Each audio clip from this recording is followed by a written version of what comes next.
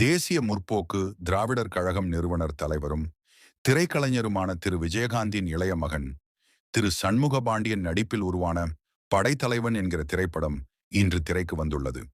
திரு விஜயகாந்த் திரைப்படத்திற்கு உள்ளது போலவே திரு சண்முக பாண்டியனுடைய திரைப்படத்திற்கும் அவரது ரசிகர்கள் மற்றும் பொதுமக்கள் மத்தியில் ஏகோபித்த வரவேற்புள்ளதை நேரடியாகவே பார்க்க முடிந்தது.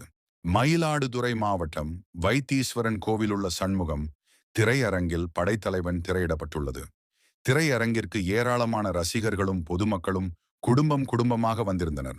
திரைப்படம் குறித்து படம் பார்த்தவர்கள் நம்மிடம் திரைப்படத்தின் தொடக்கத்தில் திரு விஜயகாந்த் குறித்து இடம்பெற்றுள்ள காட்சிகள் மனதை நெகிழ வைப்பதாக உள்ளது என்றும், திரு சண்முகபாண்டியனின் நடிப்பாற்றல் பொதுமக்களாலும் ரசிகர்களாலும் கொண்டாடப்படும் என்றும் தெரிவித்தனர்.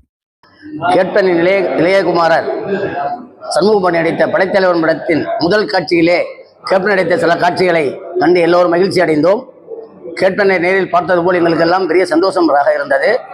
அதன்படியே கேப்டன் அவர்களின் இளைய மகன் சண்முகபாண்டியன் நடித்த படைத்தலைவன் படம் பெரும் வெற்றியை பெறும் என்ற நம்பிக்கையோடு நாங்கள் இந்த படத்தில் பொதுமக்கள் ரசிகர்கள் அனைவரும் வந்து பார்த்து சந்தோஷப்பட்டோம். திரு விஜயகாந்த் போலவே திரு சண்முக பாண்டியன் திரையுலகில் உச்சம் தொட நாமும் நமது வாழ்த்துக்களை சொல்லிடுவோம்.